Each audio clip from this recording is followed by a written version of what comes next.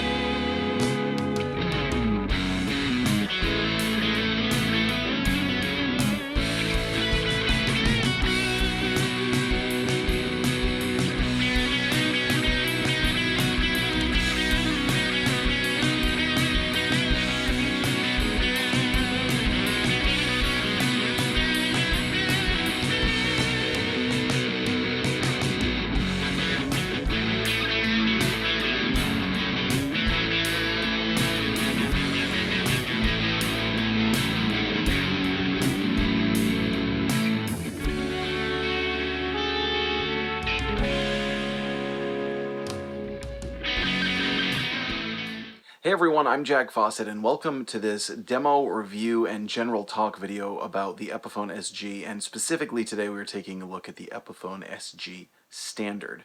Now, Epiphone guitars, for those of you that don't know, have a very storied history. They were one of the great American guitar builders in the early to mid-century. Before they ran on hard times, got bought out by Gibson, still made very, very high-end guitars until over time they very much got relegated to more of a sub-Gibson kind of role, right? The lower level instruments that are more accessible and thus generally more bought and used by beginner to intermediate level. So the question is, with an Epiphone SG, and you can also talk about an Epiphone Les Paul or a 335 or any of the ones that are Gibson models that they make at a lower price point, are they worth it? Are they good guitars? Are they something where you'd really just always want to bump up to the Gibson? Or are they usable? Now, this is a brand new guitar, and I want to mention that because it is important. There was a changeover in Gibson and Epiphone some years ago, and prior to the changeover, many of the guitars were struggling. The quality control specifically was struggling. So Epiphone SGs, particularly in the 2010s, could be pretty rough. They could be great too. You could get a good one, but if you didn't get a good one, you'd get a really, really bad one. Nowadays, one of the nice things is the quality control is much more consistent. Specifically, I noticed the quality control issues with Epiphone before on hardware. Now, the problem with hardware, well, the good thing about hardware is that, yeah, you can upgrade it.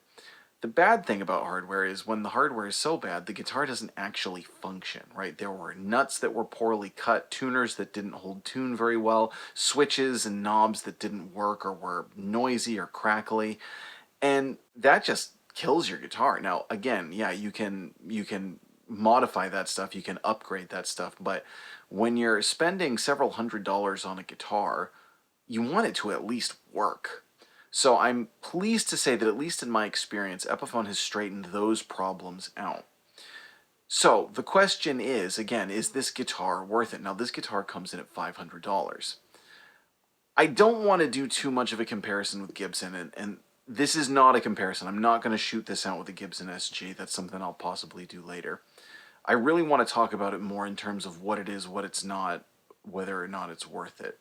And the basic overview that I'll say is the Gibson SG better? Yes, in any kind of objective measure, it is. However, it's not as much better as the price difference is. Right, so the Gibson SGs are pretty expensive. This Epiphone SG is only $500.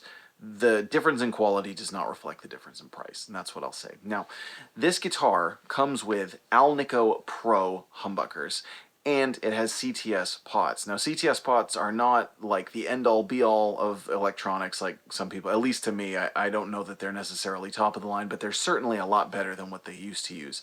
Between the Alnico humbuckers, which are voiced pretty well, and the CTS pots, one of the nice things about this guitar also compared to old Epiphone SGs is it's very articulate. It has some nice clarity to it. Now, some old Epiphones could be really Mud City Central, just too much warmth, not enough note definition. This one has a nice bite to it. It has a nice, again, kind of clarity and articulation that you didn't get from the older Epiphones. Now, this also has good other hardware. It has a Locktone Tune-O-Matic bridge. It has Epiphone Deluxe tuners, which are the vintage tulip style. It has an Indian Laurel fingerboard, which is kind of interesting. That's a wood that I hadn't experienced before. It is still a mahogany body. This one has the transparent finish, so you can see the kind of stripiness of the wood. The reason that I went with this one is they also make other finishes and things, but this is actually a gift from my daughter for her birthday. She's getting really into guitar, and she loves my SG, one of my SGs, which is a red SG Classic from 2009, and that one has a similar kind of wood grain where you can really see the stripes of the wood grain through the transparent red finish, and she really liked that, so I got her this one. Now, again, I kind of go back to the point of, like, is the Gibson better? Sure, but it's not that much better. Some of the things really don't make a difference from a player perspective. Like, one of the things that I notice is that the cut on the Gibson SG is a little bit more elegantly done. This one's slightly blockier kind of around the edges. Doesn't have quite the same high-end contours and things.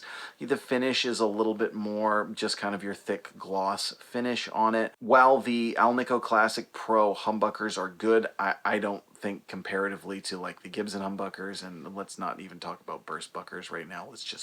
Let's give Gibson a mulligan on that one. If you're a burst bucker fan, I apologize. I don't mean to make a joke at your expense. The point is, though, is that, again, even if, parts of the Gibson are better, I would have no qualms about taking this out to a gig. I would have no qualms about taking this to a recording session. It's a good guitar that plays well, it sets up well, it stays in tune, it sounds good. Of course, the quality of your tone is going to depend really more on your amplifier. Anyway, you plug this guitar into a great amp and it's going to sound like $1,000,000. And it's inspiring to play, and that's one of the reasons why I wanted to get it for my daughter, because it's a great guitar, it's inspiring to play. Some aesthetic things they've also improved, like I think the headstock shape is a little bit better than the Epiphone. That's obviously stylistic based on opinion, but I like the more Gibson-like headstock shape than the old one that had some more kind of like cuts and things in it. At $500, this guitar is an absolute steal. And this is not sponsored. I've never done anything with Epiphone, actually. And there are other guitars that I could have got my daughter for her birthday. There are Harley Benton SGs and a number of other, SG knockoffs out there. This is the one of the modern Epiphone ones, is the one that I trusted for being the best quality for the money. That was something that I was really confident, like, yes, this is something that I think she'll like, something she can grow with, learn the guitar more, be inspired to play, and still play it years from now, still have a great guitar many years from now. So I'm all in on the new Epiphone guitars. I think they're doing great work. I still think that it could sound better if you upgraded the pickups, electronics, or, other hardware, but you don't have to. That's kind of a nice feature. Like, the old ones, sometimes you really had to upgrade the hardware.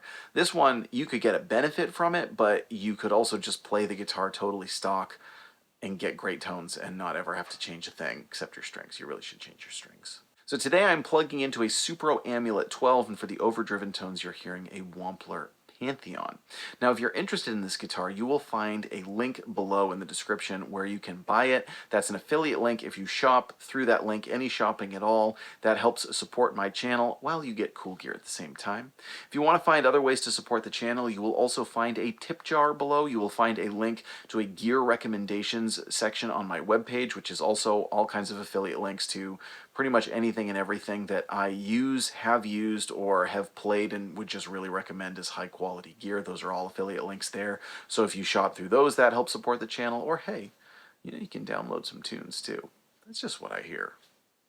So now what I'm going to do is give you a total tonal profile of this guitar. We're going to play both clean and overdriven on the neck, middle, and bridge settings. Now I had the Pantheon cooking pretty hard at the intro jam there. I'm actually going to dial the gain back slightly so that you'll hear a little bit less gain, a little bit more of the guitar when I'm playing overdriven for the next part. But let us know, what do you think? What do you think of the new SGs from Epiphone? What do you think of the old ones? Do you have one of the old ones from the more maligned period as I'm kind of presenting it? Do you disagree with that? Do you have like a, I'm sure there's some of you out there who have a great Epiphone SG from the 2010s, and I wouldn't argue at all. I think if you got one that didn't have the quality control issues, it was probably a great guitar. Let us know what your story is. Stick around for some more tone. I'm Jack Fossett. Please remember to like, share, and subscribe, and I hope you enjoy the rest of the video.